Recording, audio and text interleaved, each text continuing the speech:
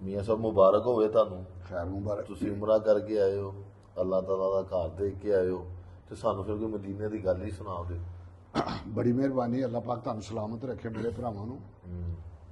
ਅੱਲਾਹ ਜਾਣਦਾ, ਦੇਖ ਕੇ ਨਾ ਉੱਥੇ ਅੱਜ ਦੁੱਖ ਹੋ ਰਿਹਾ ਹੈ। ਅੱਲਾਹ ਪਾਕ ਬੁਲਾ ਲੈਂਦਾ ਹੈ ਸਾਲ 'ਚ 2 ਵਾਰੀ ਵੀ, 3 ਵਾਰੀ ਵੀ, 4 ਵਾਰੀ ਵੀ, ਤੇ ਹਰ ਵਾਰੀ ਤਾਦਾਦ ਵੱਧ ਦੇਖ ਰਿਹਾ। ਕੀ ਤਾਦਾਦ ਵੱਧ ਦੇਖ ਰਿਹਾ ਕਿ ਅੱਲਾਹ ਪਾਕ ਦੇ ਘਰ ਦਾ ਤਵਾਫ ਹੋ ਰਿਹਾ ਔਰ ਜੁੱਤੀਆਂ ਪਾ ਕੇ, ਕੋਈ ਫਲੀਟ ਪਾ ਕੇ ਕਰ ਰਿਹਾ, ਕੋਈ ਜੁੱਤੀਆਂ ਪਾ ਕੇ ਕਰ ਰਿਹਾ, ਸਫਾ ਮਰਵਾ ਹੋ ਰਹੀ ਹੈ ਤੇ ਜੁੱਤੀਆਂ ਪਾ ਕੇ ਹੋ ਰਹੀ ਹੈ, ਜਿਹੜਾ ਕਿ ਦੇਖ ਕੇ ਦਿਲ ਬੜਾ ਰੋਂਦਾ ਹੈ ਕਿ ਯਾ ਪਰਵਰਦੀਗਾਰ ਸਾਨੂੰ ਮਾਫ ਕਰ, ਅਸੀਂ ਜੁੱਤੀ ਨੂੰ ਇਸ ਮੁਕਾਮ ਨਾਲੋਂ ਏਡਾ ਅਫਜ਼ਲ ਸਮਝ ਲਿਆ। ਉਹ ਜੁੱਤੀ ਤੇ ਯਾਰ ਜੁੱਤੀ ਦਾ ਲਫ਼ਜ਼ ਹੀ ਕੀ ਹੈ? ਅੱਲਾਹ ਜਾਣਦਾ, ਉਹ ਲਫ਼ਜ਼ ਵੀ ਗੌਰ ਕਰੋ। ਤੇ ਜੁੱਤੀ ਤੇ ਯਾਰ ਉਹਨੂੰ ਤੁਸੀਂ ਪਾਕ ਸਮਝ ਰਿਹਾ ਮੇਰੇ ਰੱਬ ਦੇ ਘਰ ਤੋਂ। ਕਿਆ ਤੁਸੀਂ ਇਹ ਪਾਕਿਸਤਾਨ ਵਿੱਚ ਕਿਸੇ ਵੀ ਮਸਜਿਦਾਂ ਨੇ, ਥੋੜੀਆਂ ਮਸਜਿਦਾਂ ਨਹੀਂ, ਜੁੱਤੀਆਂ ਪਾ ਕੇ ਕਰਦੇ? ਕਿਆ ਜੁੱਤੀ ਪਾ ਕੇ ਜਾਂਦੇ ਜੀ ਇੱਥੇ? ਤੁਸੀਂ ਜਾਓ ਤੇ ਤੁਹਾਨੂੰ ਜੁੱਤੀਆਂ ਪੈਣ।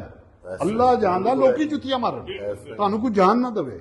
ਤੇ ਯਾਰ ਇਹ ਤੇ 500 ਮਸਜਿਦ ਹੈ, 1000 ਮਸਜਿਦ ਹੈ, ਦੁਨੀਆ ਦੇ ਲੱਖਾਂ ਮਸਜਿਦਾਂ ਨੇ ਯਾਰ। ਉਹ ਤੇ ਮੇਰੇ ਰੱਬ ਦਾ ਇੱਕੋ ਹੀ ਘਰ, ਕੋਈ ਘਰ ਤੇ ਉਸ ਤੋਂ ਅਫਜ਼ਲ ਮਕਾਮ ਕੋਈ ਨਹੀਂ ਜੇ ਦੁਨੀਆ ਦੇ ਮੁਸਲਮਾਨ ਲਈ ਕੋਈ ਨਹੀਂ ਹੋ ਸਕਦਾ, ਕੋਈ ਮਕਾਮ ਨਹੀਂ ਉਸ ਤੋਂ ਅਫਜ਼ਲ।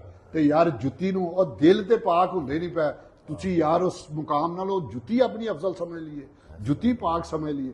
ਖੁਦਾਰਾ ਅੱਲਾਹ ਪਾਕ ਸਭ ਨੂੰ ਆਪਣੀ ਹਿਫਜ਼ੋ ਮਾਨੇ 'ਚ ਰੱਖੇ। ਤੇ ਯਾਰ ਇਸ ਚੀਜ਼ ਤੋਂ ਥੋੜਾ ਪਰਹੇਜ਼ ਕਰੋ ਤੇ ਥੋੜਾ ਜਿਹਾ ਪਿੱਛੇ ਚਲੇ ਜਾਓ, 200 ਸਾਲ 400 ਸਾਲ 500 ਸਾਲ ਪਿੱਛੇ ਚਲੇ ਜਾਓ। ਕਿਆ ਉੱਥੇ ਫਰਸ਼ ਲੱਗੇ ਸਨ? ਕਿਆ ਏਸੀ ਲੱਗੇ ਸਨ? ਕਿਆ ਇਹ ਸਹੂਲਤਾਂ ਮੁਯੱਸਰ ਸਨ?